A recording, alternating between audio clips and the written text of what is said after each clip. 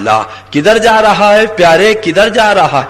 آجا ادھر غریب نواز کا دامن تھام لے، آجا ادھر غریب نواز کے دامن سے وابستہ ہو جا۔ یہ 786واں عرس تھا۔ کون سا عرس پاک تھا؟ 786 عرس پاک تھا۔ 2 سال پہلے اللہ اللہ جانے والے گئے، اور بہت سے ایسے تھے جو پیدل گئے، اور پیدل چلنے کے بعد ان کے پاؤں میں چھالے پڑ گئے، آبلے پڑ گئے، تو وہ دیوانہ گنگنانے لگا، مستانہ کہنے لگا، رستے بھر رو رو کے پوچھا مجھ سے پاؤں کے چھالوں نے، رستے بھر رو رو کے پوچھا مجھ سے پاؤں کے چھالوں نے، بستی کتنی دور بسائی دل میں بسنے والوں نے، بستی کتنی دور بسائی دل میں بسنے والوں نے۔ یہ غریب نواز کا آستانہ ہے، یہ سنہرا کلش ہے۔ آؤ آؤ، یہ 15 غالباً جمادی الاخری ہے، پالی کے پروگرام کے سلسلے میں جانا ہوا تو غریب نواز کی بارگاہ میں حاضری، پہلا کام نیت اور ارادہ یہی تھا۔ اعلیٰ حضرت نے فرمایا جب کہیں کا سفر کرو تو وہاں پہ جو آستانہ ہے اس کی نیت کر لو، تو تمہارا جانا بھی ثواب ہوگا، تمہارا آنا بھی ثواب ہوگا، اور اگر وصال ہو گیا تو سیدھے چلے جاؤ گے۔ اللہ والا کہے گا میرے یہاں آ رہا تھا، سبحان اللہ اللہ اللہ۔ تو پونا جاؤ گے تو کیا بھنگار نہ خریدو گے؟ پونا جاؤ گے تو کیا اللہ لوکھن نہ خریدو گے؟ مگر نیت یہ کرو کہ ہم حضرت قمر علی درویش کے آستانے پہ جا رہے ہیں، سبحان اللہ اللہ اللہ۔ تو تمہارا جانا بھی ثواب اور آنا بھی ثواب۔ اسی وقت کی بات ہے، میں آستانے پہ حاضر ہوا تو دیکھا کہ ایک نوجوان 18 سال کی عمر پاک ہے اور آنکھوں پہ پٹی بنی ہے۔ حضرت سید فرید الحسن صاحب قبلہ گدی نشین اجمیر مولا سے پوچھا حضور یہ بچے کی پٹی کیسے بندی ہے، یہ کیسے بیٹھا رو رہا ہے؟ سرکار نے ارشاد فرمایا یہ گورکھپور محلہ ریتی چوک کا رہنے والا ہے، اس کے ماں باپ اور اس کا خاندان پورا وہابی ہے۔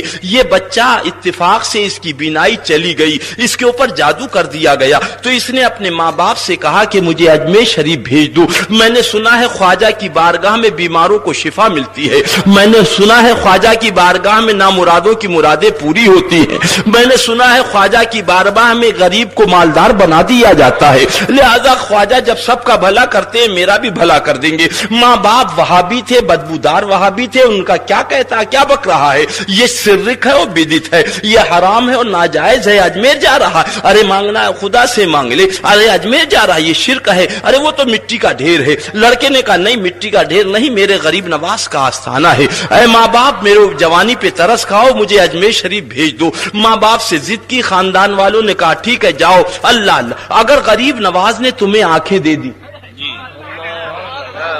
اگر غریب نواز نے تمہیں آنکھیں دے دی تو ہم سب لوگ کلمہ پڑھ کر سنی بریلوی ہو جائیں گے، دیوبندیت سے توبہ کر لیں گے۔ اللہ اللہ، لہذا 15 دن ہو گئے اس کو آئے ہوئے فیروز کو، اللہ اللہ، اور اب عالم یہ ہے کہ 95% روشنی آ گئی، 95% روشنی آ گئی ہے، صرف 5% ہے۔ غریب نواز نے سبحان اللہ کرم فرمایا اور بشارت عطا فرمائی کہ روزہ رکھو اور روزے افطار کے لیے میرے مزار شریف کے پھولوں سے افطار کرو، کھانے میں میرے لنگر کھانے کا دلیا کھاؤ، سبحان اللہ۔ اب نتیجہ یہ ہوا کہ حاضری دے کے میں وہاں سے واپس یہاں آیا، نور محمد بھائی کیا قیام تھا، 5 دن گزرے تھے کہ اچانک ریسیور کی گھنٹی بجی، میں نے اٹھایا، پوچھا کون؟ تو معلوم اجمیر شریف سے سید صاحب قبلہ فرما رہے، میں نے سلام عرض کیا، پوچھا حضور کیا بات؟ فرمایا خوشخبری سنانا اس لیے میں نے فون کیا۔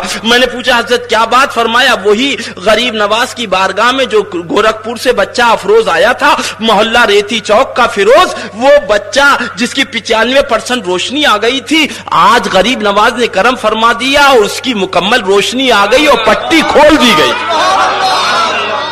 پٹی کھول دی۔